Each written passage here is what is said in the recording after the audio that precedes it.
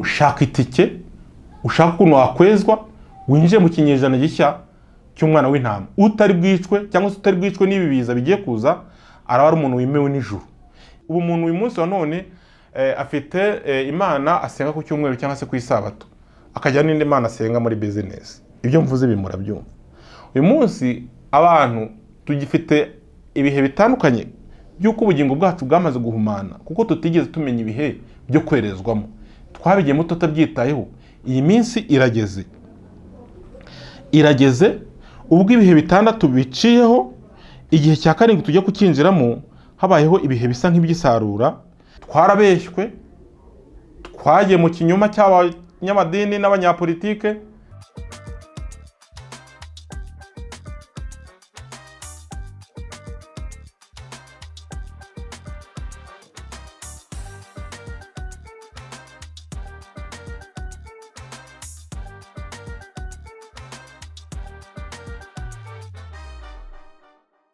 Ikaze bakunze umwenegihugu Official TV, reka twongere tubifurize ibihe byiza aho muri hirya no hino, waba uri mu Rwanda cyangwa se hanze, aho uherereye ukurikira ibiganiro byacu mu rurimi tuvugamo. Reka twifurize ibihe byiza, ariko ari nako tubifuriza imyiteguro myiza ya Noheli n'Ubunani. Twizera ko mukomeje kugubwa neza, ari nako twitegura nyine gusoza uyu mwaka wa 2023 ndetse tuninjira mu 2024. Mu kiganiro cy'uyu munsi rero nk'uko mubibona, turi kumwe na Jean Pierre Habimana.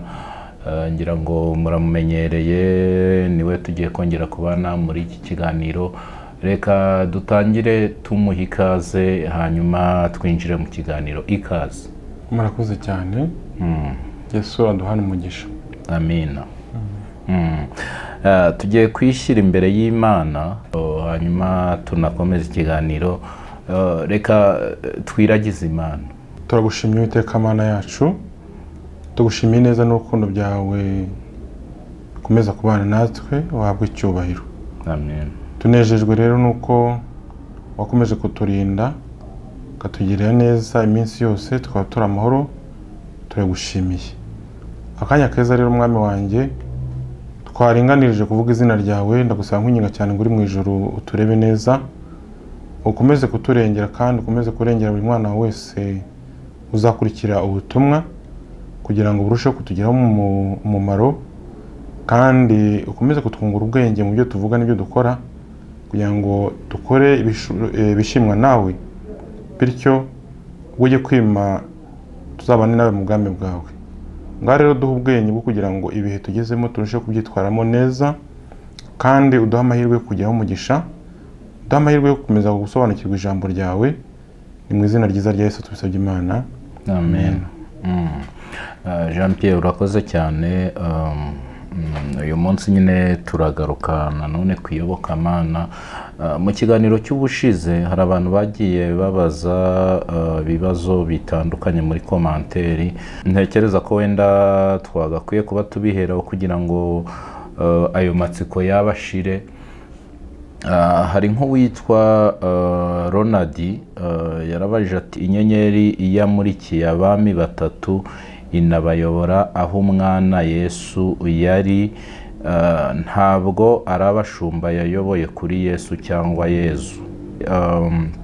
Abashumba uko mbizi ni abamarayika babamenyesheje iry'ivuka rya Yesu cyangwa Yesu, banababwiraho bamusanga. Yaragize ati mumfashe gusobanukirwa niba mbizi nabi. Uyu nguyu wenda ushingiye ku kiganiro cy'ubushize, ngira ngo twabikomojeho. Mu by'ukuri nk'uko wenda uyu mukunzi w'umwenegihugu Official TV yabibajije, ukuri kwa nyako ni ukuhe? Yego, urakoze cyane. Reka mushimire mwene data nguwo. Wenda abami, reka nkurangire aho wabisanga. Urabisanga mu butumwa bwiza bwa Yesu uko bwanditswe na Luka igice cyaho cya 2:8, nushaka kugere ku wa 12. Urasanga ababwirwaga atari abami ahubwo n'abashumba, abungeri. Ahari niba nagusomera kugira ngo n'abandi babyumve, ariko ibyiza nuko hari wakwisomera kugira ngo ubutumwa ubwumve neza kandi umenye neza ababwirwaga. Ya, ubwo ndatekereza usibye we wenda wabibaje n'abandi ubwo bazasoma. Hari ukuntu wenda abantu usanga hari ubwo bagize impungenge ariko ugasanga bose wenda ntibifuje kubibaza. Ubwo twizere ko n'abagize impungenge nk'ize ubwo wenda bazagerageza gusoma kuri uwo murongo kugira ngo babe basobanukirwa. Hanyuma rero twinjira mu kiganiro. Hari iminsi y'imperuka ikunda kuvuga ubundi mu buhanuzi. Mu by'ukuri iminsi y'imperuka ni iki, isobanuye iki? Yego, urakoze cyane. Nigeze gusa nkaho mbikomozaho ku kiganiro cyabanjiriza iki, ibintu ubuhanuzi bw'Imana ni iminsi yategetse ko buri kintu n'igikorwa cyacyo, ariko iminsi y'imperuka ni iminsi iheruka indi, turi mu bubabare duterwa n'icyaha. Mu yandi magambo, igihe Kristo azaba yimye ari umwami, umubabaro wose duhura nawo ntuzasubira ukundi, tuzanezerwa, tuzishima, niyo masezerano dufite. Yego, ubwo umunsi w'imperuka ntawe uzigera ubaho. Ubwo urakoze cyane. Muri no minsi abantu bajya bagira ubwuzu bakarondora mu byanditswe bakabihuza n'ibiriho. Mu by'ukuri ikigenderewe ari gushaka uwo munsi nyine w'imperuka.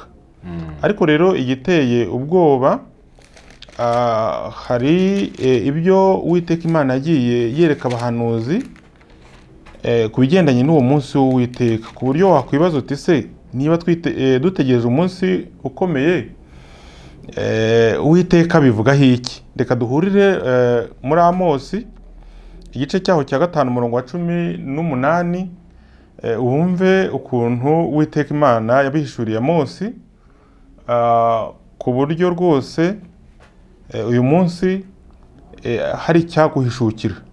Haragira hati: muzabona ishyano mwabifuza umunsi w'Uwiteka mwe, mbese umunsi w'Uwiteka muwushakira iki? Uzaba ari umwijima, si umucyo. Ni nk'umuntu uhunze intare agahura n'idubu, cyangwa ugiye mu nzu akiyegamiza ukuboko ku rusika, inzoka ikamurya.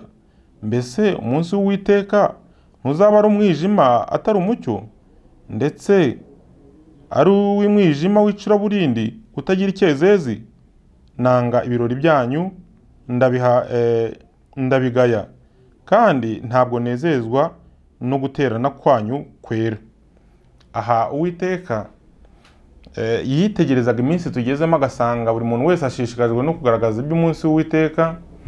Nibyo, ariko imyiteguro yo kuwitegura ugasanga ntabuyo dufite. Nicyo ubutumwa bwari bugenewe. Yanze abantu birirwa bavuga ngo imperuka iraje, ariko wabona imyiteguro bayifiteho ugasanga ntabwo ishyitse, ku buryo n'umwami Imana kuza kwe, nkuko twabivuze, ubwiza bw'Imana ni umuriro ukongora, ntibikunda ko umunyabyaha yayibona. Rero kwitegura umunsi w'imperuka gushyitse ni ukwiyeza, twihana ibyaha, tukagenda mu murongo Imana ishima, kandi erega ni nako kubona amahoro. Yego, hari abahanuzi cyane bukunda kuba butangazwa cyangwa se bushyirwa ahagaragara cyane muri iyi minsi y'impera z'umwaka. Ugasanga abantu baravuze bati uyu mwaka dore hazaba ibi, mwitege ibi muri uri ugiye kuza. Kavuga ati muri uyu mwaka ugiye kuza bizagenda uku, ariko ugasanga mu by'ukuri nta gisubizo batanga kugira ngo wenda twirinde izo ngaruka icyo kintu gishobora kuba cyazana. Mu by'ukuri kuki wenda ahanini hari abahanuzi bahanura bisa nkaho bari kuvuma cyangwa se bari kuvuga bati muragowe, ariko ugasanga ntashobora kuvuga ati nyamara hakozwe iki nticyaba kikibaye. Ibyo biterwa n'iki? Urakoze cyane. Abahanuzi bariho n'abahanuzi Yesu yavuzeho, ariko yanatugira inama muri Matayo 24 umurongo wa 3 n'uwa 4 no 5. Yesu yarazi neza ko abahanuzi bateye batyo bazaza. Arahanura, agahanura iby'umwaka, ndetse ibyo yavuze byaba bitabaye akajyaho agahanura n'ibyundi. Igituma nibanda mu byanditswe no kugira ngo ahari ubuhanuzi Imana yavuze, kuko yarandikishije avuga ngo ndirahiye irahira kwera kwayo.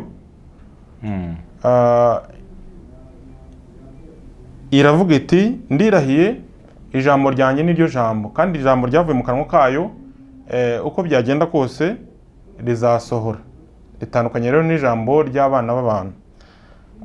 Ubuhanuzi bwose n'ibyahanuwe byose byaragendaga bikagera kuri Yohana umubatiza, maze kuva kuri Yohana umubatiza kuza inyuma nta muhanuzi wongeye kubaho utumwe n'Imana. Aka kantu abahanuzi mujye mukamenya. Yesu uhereye ubwo abo yerekaga, kandi nubwo ikigira umuntu umuhanuzi nta kintu uko yavuganye n'Imana. Kandi uhera kuri Yesu kugeza uyu munsi wa none Imana yacyavugana n'abantu, ariko ntabwo bitwa abahanuzi. Ahubwo buri muntu wese ivugana nawe imubwira ibikwiye kubaho, akabisobanurira itorero, bityo itorero kunguka kubw'uwo mwene data wakoreshejwe n'Imana. Ariko nta muhanuzi Imana yongeye gutuma. Abariho babarirwa mu bihe 4 by'abakurikira Imana, kandi muri abo bantu nta n'umwe witwa umuhanuzi, kuko nyuma ya Kristo ijambo abakiranutsi ryakomeje kubaho, kandi hakurikiraho abera, ndetse hakurikiraho habanza abigishwa, hagakurikiraho abakiranutsi. Izo ni inzego enye abantu b'Imana babarizwamo: abera, abakiranutsi, n'abigishwa n'imbata. N'abo bantu 4.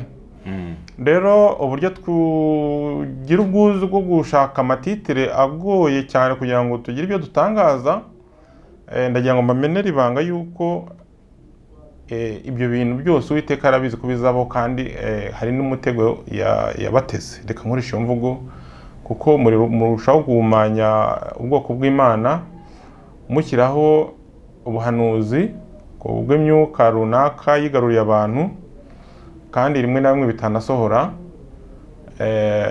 ntihagire ubakurikirana. Kandi Uwiteka Imana yavuze ngo umuntu nahanura ubuhanuzi akavuga mu izina ry'Uwiteka ntibubeho, umuntu ntimuzamutinye ahubwo muzamwice.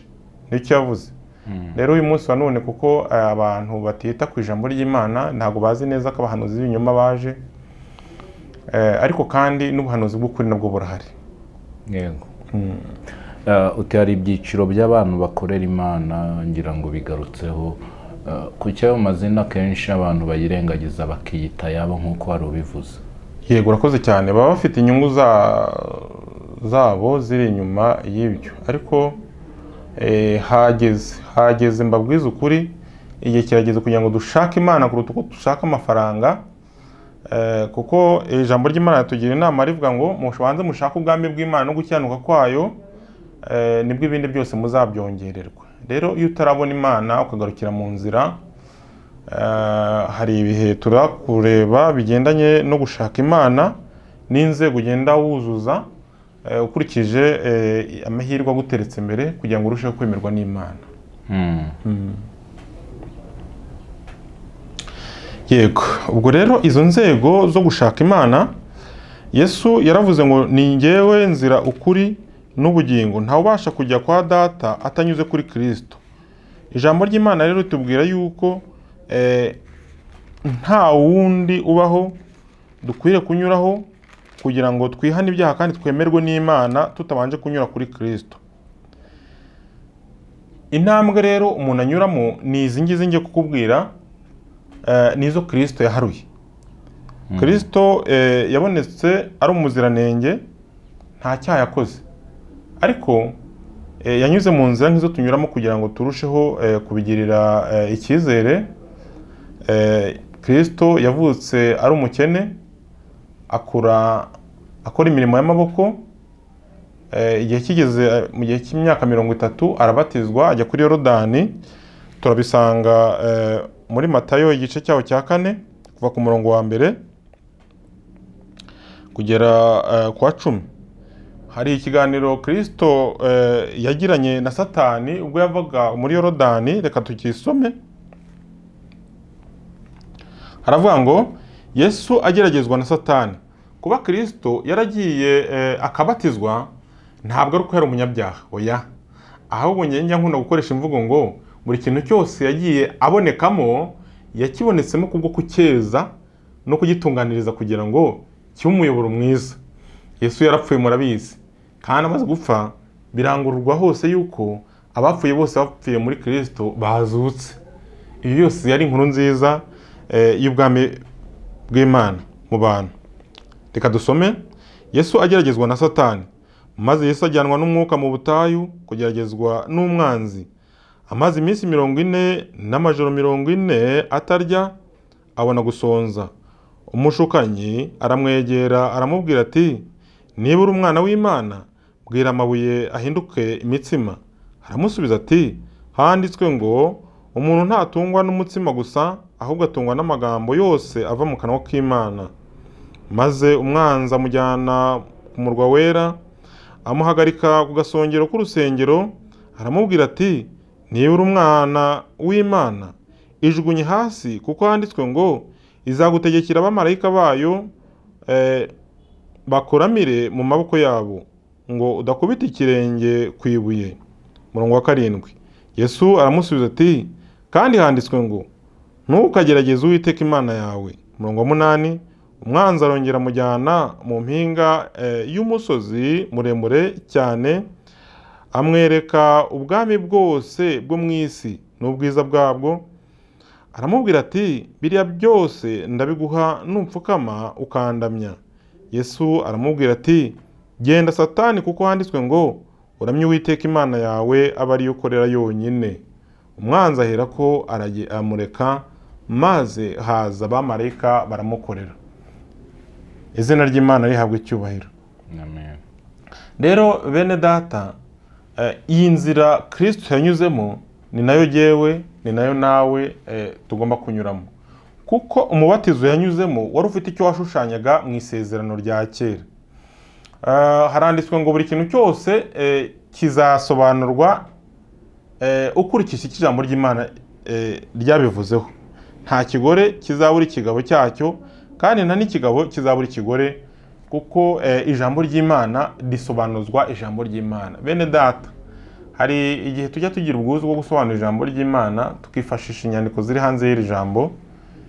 Nibyo koko tugira amagambo yo kuvuga tukaguka, ariko rimwe na rimwe hari igihe bijye birangira tugiye kure y'ukuri, bikatugiraho ingaruka rero, kuko turazimira tugasanga amagambo yahimbwe n'abanyabwenge tuzi twashyize mu busobanuro bw'iri jambo, kandi iyo twabizanye muri uwo murongo rimwe na rimwe ntabwo tugira umugisha wo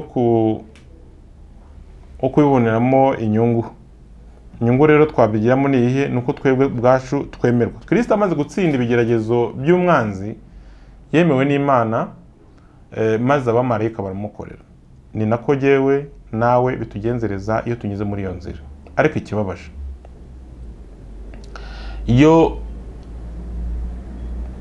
kugira ngo ubwacu tujye kumva umubatizo, ubundi umubatizo ufite amateka maremare y'igihe cyashize. Igihe Abisiraheli bahagurukaga mu butayu berekeza ku nyanja, inyanja itukura yasobanuraga amaraso ya Kristo yakuzabaho agapfira ku musaraba, hanyuma abamuhungiyeho bose bagakira imbaraga z'umwijima. Inyanja rero itukura bayinyuzemo, kandi ijambo ry'Imana ritubwira yuko babatirijwe muri yo mu buryo bw'umwuka.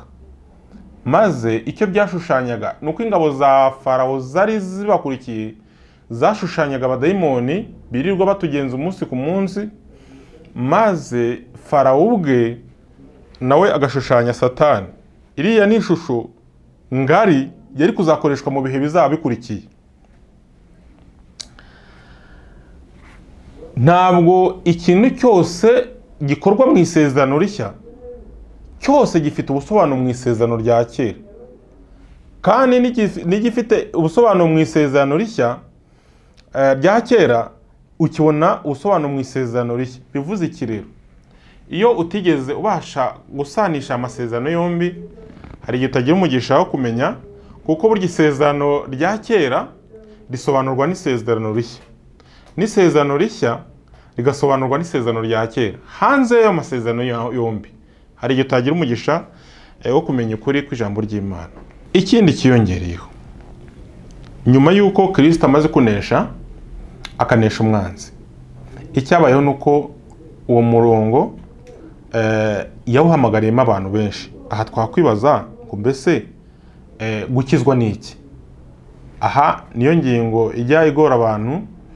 Ijambo gukizwa cyangwa se gukizwa ni ikintu kiri kugenda gitakaza umwimerere wacyo, kubera ko buri muntu wese amagambo yabaye menshi. Urufatiro rwashyizweho n'Imana rwo gukizwa buri wese arugenza uko ashaka. Bene data, nagira ngo mbabwire yuko dukwiye kugaruka ku isoko. Gukizwa mu ijambo rimwe ni iki? Mu isezerano rya kera gukizwa ni ukwamururwamo amaboko y'umunyambaraga wabaga akugenza agira ngo arimbure ubugingo bwawe. Ibyo byabaga ari ishyanga cyangwa se undi munyamaboko wari wese. Icyo gihe rero Imana yagiye yigaragaza igihe kinini. Abisirayeli bayitakambiye ko badafite amaboko yo guhangana n'uwo nguwo bateye, maze akohereza marayika akaza gukumbanya ingabo. Tubyibuka nka Senakeribu, ubwo ingabo 185 zapfaga mu ijoro rimwe. Senakeribu yagose Yerusalemu ashaka gusakiza abantu bawutuyemo muri uwo murwa, maze Imana irengera umwami w'Abisiraheli kuko yari yabisabye Imana. Icyo rero iyo abantu b'Imana bagiraga imbaraga nkeya, Imana yoherezaga izindi mbaraga kugeza igihe ikibasakije kineshwa. Iteka ryose Uwiteka Imana ahora arengera abamuhungiyeho bose, uhereye kera na bugingo n'ubu. Ubu rero intambara yo gukizwa, dukizwa iki muri ino minsi? Iyo turi abanyantege nke mu mbaraga nke za kimuntu, usanga tutazi ubwenge bwo gutandukanya icyaha n'ikitari icyaha. Icyaha ni ukwica amategeko y'Imana, ni nabwo bugome, niko handitse muri Yohana. Imbaraga z'umwijima zinjira mu mutima wacu zidakomanze, kuko tuba dufite igisuzuguriro cyo kwanga kumvira umuremyi wacu. Ariko iyo twumvishe tukumvira, turizera tugakora ibyategetswe, Uwiteka Imana akatwamuraho izo mbaraga z'abadayimoni zenda gusakiza ubugingo bwacu. Ibyo bikaduhanizwa nanone no gukizwa, kandi nayo shusho rwose yo gukizwa. Wavuga uti mbese izi mbaraga ziba ziri ku mibereho y'abantu hari icyo bitwaye? Ikibazo nagusubiza ni kimwe. Ubu biranagitwaye ndetse na cyane. Ubu hari igihe ujya kubona ukabona umuntu asumiye undi cyangwa ari kwibwira ibidakwiriye kuri we agamije kuyongobeza ubugingo bwe. Umuntu ukijijwe ntabwo uwo mutima ugira, kubera ko nta yindi mbaraga imushukashukira kugira nabi mwene se cyangwa mugenzi we. Rero imbaraga z'umwijima iyo zirekure mu bantu, ntabwo abantu basigara bafite kwishyira ukwizana, ahubwo bakora ibyo izo mbaraga zibakeneyeho. Reka hari amagambo Yesu yigeze abwira umugabo Pilato, ubwo yamubwiraga ati njyewe mfite ububasha bwo kuba nagira icyo nkukoraho cyangwa se nkakubabarira. Pilato turahasanga muri Luka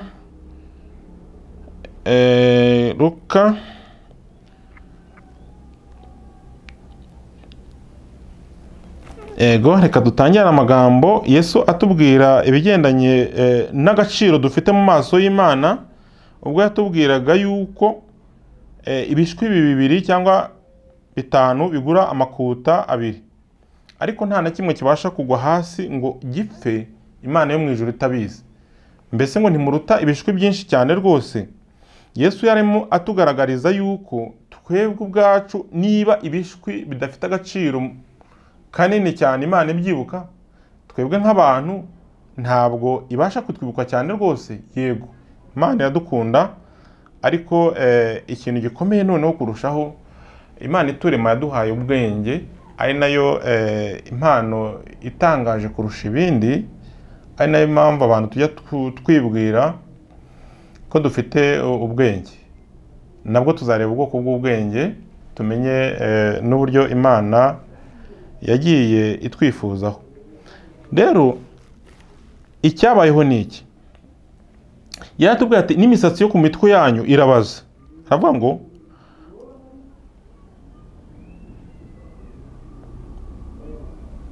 yego, Luka igice cyaho cya 12:67 ngo mbese ibishwi bitanu ntibigura amakuta 2, nyamara nta na kimwe kibagirana mu maso y'Imana, ndetse n'imisatsi yo ku mutwe wanyu yose irabazwe.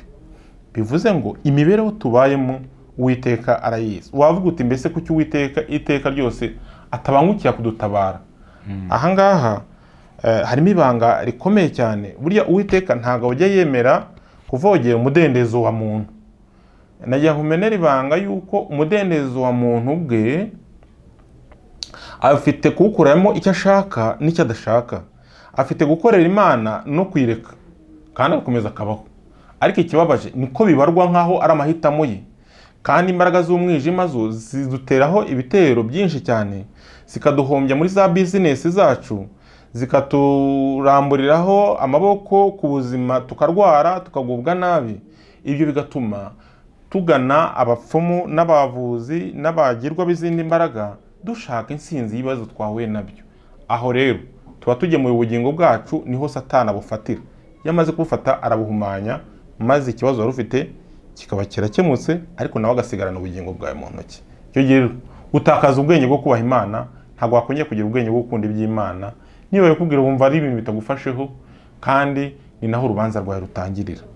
Rero abatuye isi babayeho ubuzima, kandi uko bangana baragiye birundaniriza ibintu bakurikije ubwenge bungutse, kandi ibyo bintu rero nibyo bigenda bikabazanira amahirwe make yo gukundwa n'Imana. Urakoze cyane, ariko se hano umuntu yakwibaza, uravuze uti Satani aragenda nyine akagutwarira ubugingo ugakira, ariko ubugingo bwawe bisa nkaho yabufashe bugwate. Kuki Imana yemera ko ibyo bintu biba ku bwoko bwayo kandi Satani atayirusha imbaraga? Urakoze cyane, iki kibazo ni cyiza. Ni wa mudendezo wa muntu utavogerwa. Imana iramutse igukoresheje ikaguha ibyaha ikabiguhatira ku mbaraga, wajya uhura n'akabazo ugatangira ukavuga uti ibi bintu Imana tubona idakiranuka. Kuko n'Abisirayeli yagiye bigeze bayirega ibirego, bavuga ngo Uwiteka yataye igihugu, none kandi arimo arabashinja yuko aribo basubiye inyuma. Ibyo rero ni ukwibwira kwa muntu, kuko Abisirayeli bajyaga umugisha wo kuganira nayo mu bihe runaka, ariko nabo bagaragaje intege nke zo kutayizera. Ariko rero Imana uko iteye, turi abayo, turi umurimo w'intoki zayo, ariko irategereza mu bugwaneza bwayo ko twebwe ubwacu tuza. Iramutse ije mu cyubahiro cyayo n'igitinyiro cyinshi, ntabwo twabaho, kuko kuvugana nayo ni ikintu gihambaye. Bisa kugira ngo umuntu aba yarejejwe, ahubwo kwihana bizasaba kugira ngo umuntu nkawe, umunyantege nkawe, niho uzakwibutsa iby'inzira yo kwihana, unyure muri iyo nzira wemerwe n'Imana. Ariko umudendezo wawe Imana itawuvogereye, ariko Satani kuko ari umunyarugomo warawuvogera, mbese akaniyongeza. Nicyo gituma afite ubugingo bw'abantu benshi. Ni nayo ntambara iteretse hagati y'umuntu n'Imana na Satani. Satani yifuza ubugingo bwa muntu, iyo adakoze amabi nk'ayo ngayo y'urugomo ntabwo abona. Rero izi nzira zose zo kwemerwa n'Imana, iyo uvuye kuri Yorodani bivuze yuko ugiye gutandukanywa n'imbaraga y'umwijima. Aka kana abantu tukumve, nk'uko Kristo yavuze ngo umuntu wese utabyawe n'amazi n'umwuka atabasha kwinjira mu mugambi bw'Imana. Rero iyo iki gikorwa kibayeho ukabatizwa mu mazi, ndetse amazi menshi ashushanya amaraso ya Kristo, imbaraga z'abadayimoni uko zibona burya, uko zibona zitinya icyo gikorwa ku buryo buhambaye. Ntabwo zongera kugira ubundi buryo zisakiza ubugingo bwawe, ahubwo ziragutega kugira ngo zirebe ko bya bibazo Satani yabazaga Kristo, zirebe ko nawe bitsindirwamo. Icyo umuntu w'Imana umaze guhindukira akwiriye gukora ni iki? Akwiriye kwizera, akigishwa ibyategetswe n'Umwami Imana, akabigenderamo, kuko muri byo nibyo ugeragereshwa.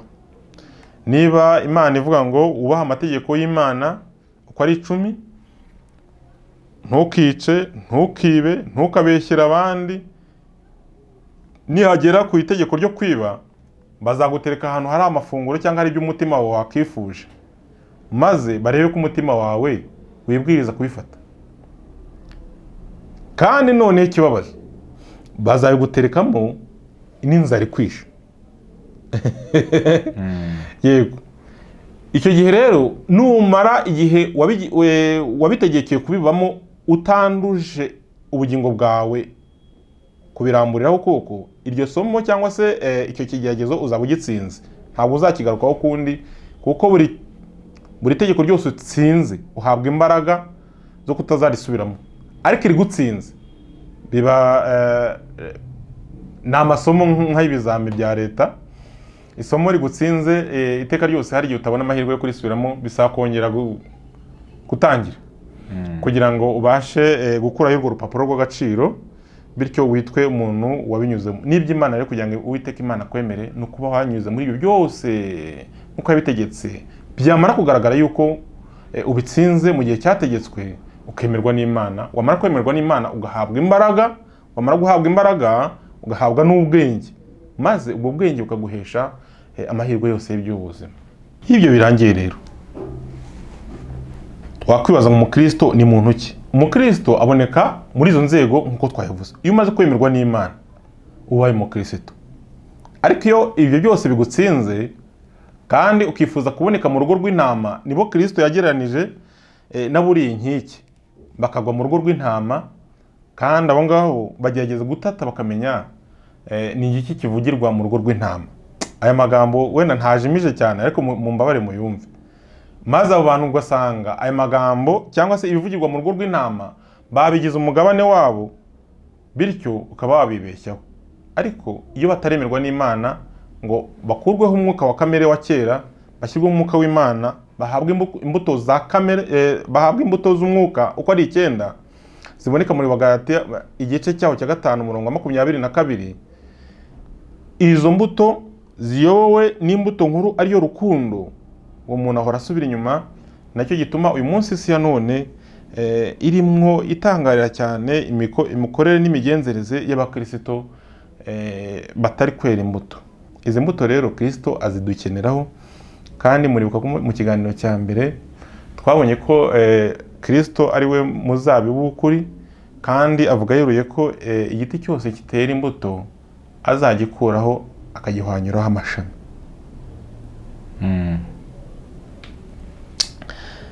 Rero urugendo rwa Kristo ni urugendo dusabwa kujyamo. Kristo amaze gutsinda Satani n'abamukurikiye bose baranesheje, kuko ku munsi wa Pentecote nk'uko tubona mu byakozwe n'intumwa igice cyaho cya 2, abantu basukiye imbaraga z'umwuka w'Imana, bagira imbaraga, bagira ubwenge, barahanura, bavuga indimi nshya, barangije bajya mu bihugu byose. Indimi nshyashya rero ni indimi zisobanuka, kandi zari z'amahanga bategereje ko bazajya kuvuga mu butumwa bwiza. Ntago ari indimi zitazwi, zirazwi. Nusoma neza uzasanga amoko y'indimi bavuze, harimo abashyitsi bari i Yerusalemu bagiye bumva buri rurimi, buri muntu wese akumva ururimi rw'iwabo kavukire.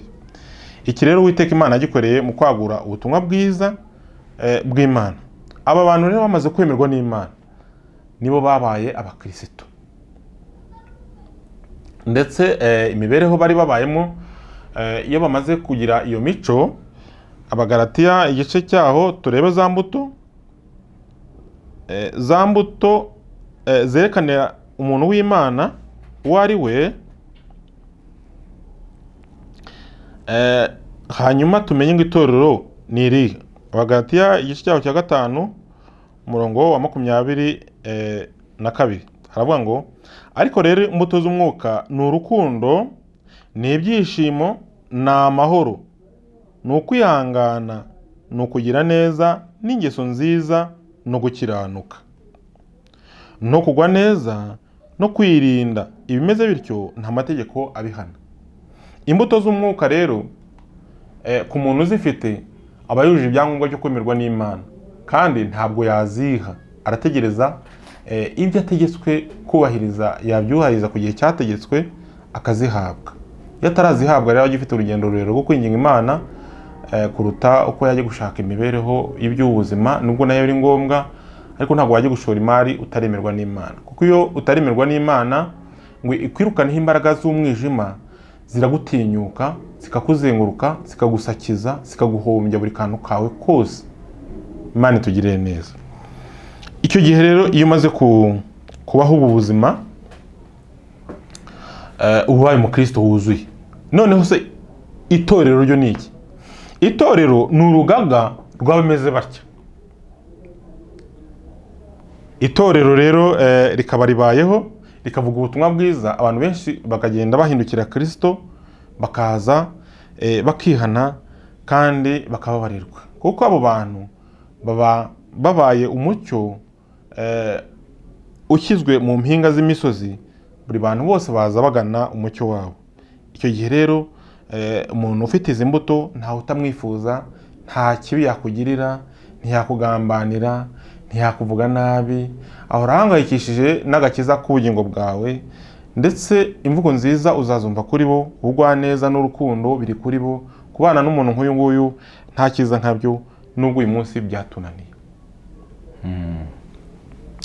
Itorero tubonye ko ari urugaga rw'abantu bangana gutyo. Ubwo rero nifuje uyu munsi kubaganiriza ku matorero 7 y'Imana, ubwiru bw'amatorero 7 y'Imana, na buri torero misiyo ryari rifite uhereye mu gihe cya Kristo ashinga itorero rya mbere agana muri 30, amara naryo imyaka 3 aryigisha. Mu mwaka 33 mu mpera zako zisanga 34 akariha umwuka wera, maze rikagira imbaraga rikajya kubwiriza ubutumwa hirya na kure.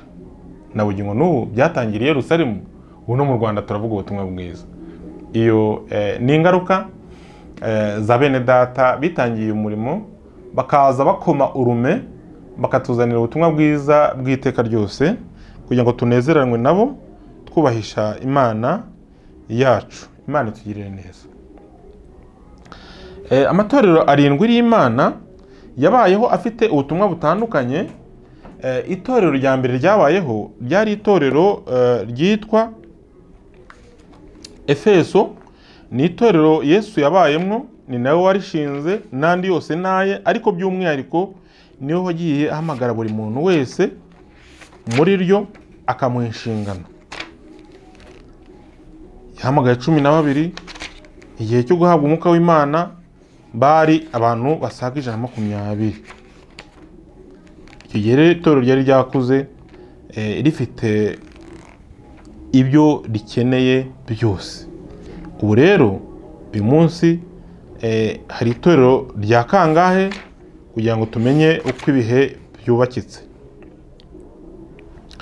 Nifuje kubasangiza rero amatorero 7 y'Imana uko yagiye atangira, n'imyaka buri torero ryagiye rimara, n'ingorane buri torero ryagiye rigira, kugira ngo turusheho kurebera hamwe imyiteguro dukwiye kugira muri no minsi tugezemo.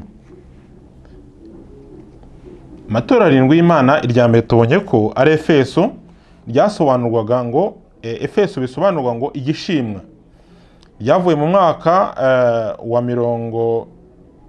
30, kuko Yesu yamanye naryo imyaka 3, rirazamuka riragera mu mwaka w'100 riba risoje umurimo waryo. Efeso yakoze ubutumwa bwiza imyaka 70 yuzuye.